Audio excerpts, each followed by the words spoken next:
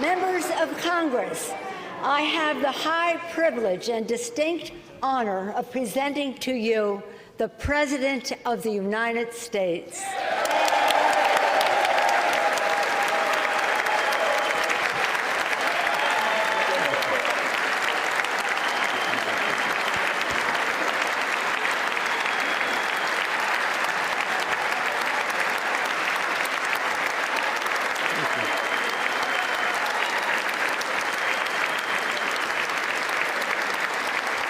Thank you, thank you, thank you.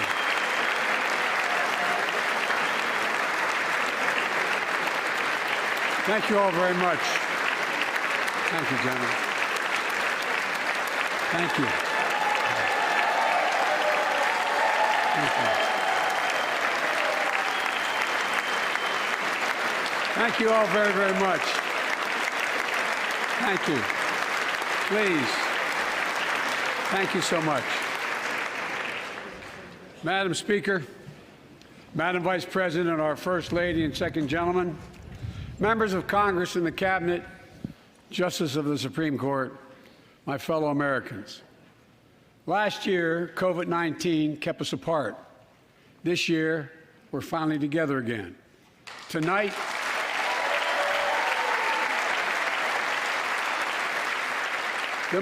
we meet as Democrats, Republicans, and Independents, but most importantly, as Americans, with the duty to one another, to America, to the American people, to the Constitution, and an unwavering resolve that freedom will always triumph over tyranny.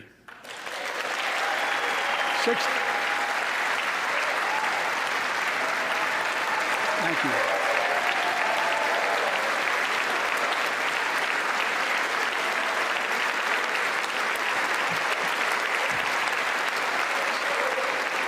6 days ago, Russia's Vladimir Putin sought to shake the very foundations of the free world, thinking he could make it bend to his menacing ways.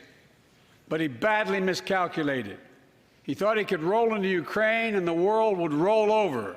Instead, he met with a wall of strength he never anticipated or imagined. He met the Ukrainian people.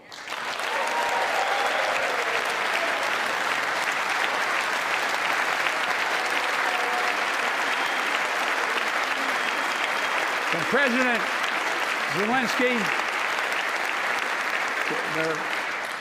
to every Ukrainian, their fearlessness, their courage, their determination literally inspires the world. Groups of citizens blocking tanks with their bodies, everyone from students to retirees to teachers, turned soldiers defending their homeland. And in this struggle, President Zelensky said in his speech to the European Parliament, "Light will win over darkness." The Ukrainian ambassador to the United States is here tonight, sitting with the First Lady. Let each of us, if you're able to stand and send an unmistakable signal to the world of Ukraine. Thank you. Thank you, thank you, thank you.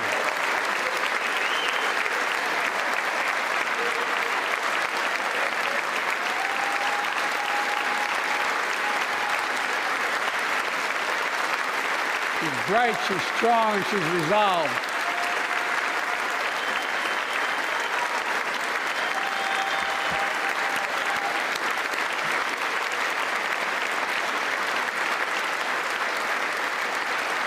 Yes, we, the United States of America, stand with the Ukrainian people. Throughout our history, we've learned this lesson. When dictators do not pay a price for their aggression, they cause more chaos. They keep moving, and the cost, the threats to America and America to the world keeps rising. That's why the NATO alliance was created, to secure peace and stability in Europe after World War II. The United States is a member, along with 29 other nations. It matters. American diplomacy matters. American resolve matters. Putin's latest attack on Ukraine was premeditated and totally unprovoked. He rejected repeated efforts at diplomacy. He thought the West and NATO wouldn't respond. He thought he could divide us at home, in this chamber, in this nation. He thought he could divide us in Europe as well. But Putin was wrong. We are ready. We are united, and that's what we did. We stayed united. We prepared extensively and carefully. We spent months building coalitions of other freedom-loving nations in Europe and the Americas, from America to the Asian and African continents, to confront Putin. Like many of you, I spent countless hours unifying our European allies. We shared with the world in advance what we knew Putin was planning and precisely how he would try to falsify and justify his aggression. We countered Russia's lies with the truth. And now that he's acted, the free world is holding him accountable, along with 27 members of the European Union, including France, Germany, Italy, as well as countries like the United Kingdom, Canada, Japan, Korea, Australia, New Zealand, and many others. Even Switzerland are inflicting pain on Russia and supporting the people of Ukraine. Putin is now isolated from the world more than he has ever been. Together,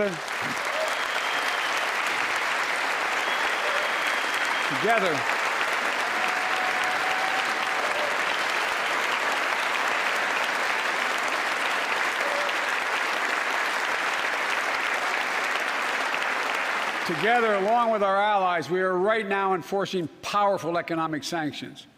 We're cutting off Russia's largest banks from the international financial system, preventing Russia's central bank from defending the Russian ruble, making Putin's $630 billion war fund worthless. We're choking Russia's access. To technology that will sap its economic strength and weaken its military for years to come. Tonight, I say to the Russian oligarchs and the corrupt leaders who bilked billions of dollars off this violent regime, no more. The United States, I mean it.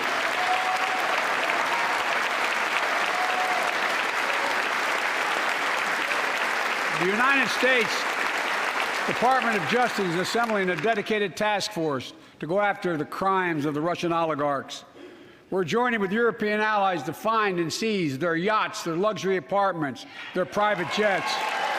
We're coming for your ill-begotten gains. And tonight, I'm announcing that we will join our allies in closing off American airspace to all Russian flights, further isolating Russia and adding additional squeeze on their economy.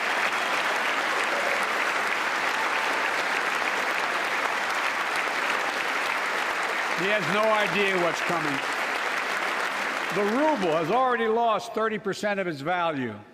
The Russian stock market has lost 40% of its value, and trading remains suspended. The Russian economy is reeling, and Putin alone is the one to blame. Together with our allies, we're providing support to the Ukrainians in their fight for freedom. Military assistance, economic assistance, humanitarian assistance. We're giving more than $1 billion of direct assistance to Ukraine, and will continue to aid the Ukrainian people as they defend their country and help ease their suffering.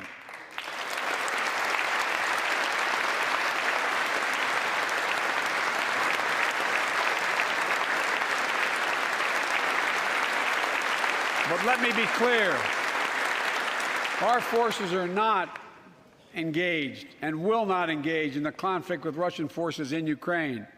Our forces are not going to Europe to fight Ukraine, but to defend our NATO allies in the event that Putin decides to keep moving west.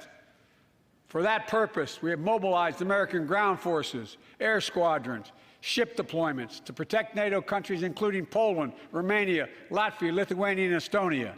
And as I've made crystal clear, the United States and our allies will defend every inch of territory that is NATO territory with the full force of our collective power.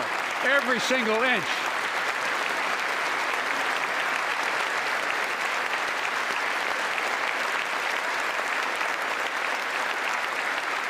And we're clear-eyed. The Ukrainians are fighting back with pure courage. But the next few days, weeks, and months will be hard on them. Putin has unleashed violence and chaos, but while he may make gains on the battlefield, he'll pay a continuing high price over the long run. And a pound of Ukrainian people, the proud, proud people, pound for pound, ready to fight with every inch of energy they have. They've known 30 years of independence, have repeatedly shown that they will not tolerate anyone who tries to take their country backwards. To all Americans, I'll be honest with you, as I always promised I would be. A Russian dictator invading a foreign country has cost around the world. And I'm taking robust action to make sure the pain of our sanctions is targeted at the Russian economy and that we use every tool at our disposal to protect American businesses and consumers. Tonight, I can announce the United States has worked with 30 other countries to release 60 million barrels of oil from reserves around the world. America will lead that effort, releasing 30 million barrels of our own strategic petroleum reserve. And we stand ready to do more if necessary, united with our allies. These steps will help blunt gas prices here at home, but I know news about what's happening can seem alarming to all Americans. But I want you to know we're going to be okay. We're going to be okay. When the history of this era is written, Putin's war in Ukraine will have left Russia weaker and the rest of the world stronger.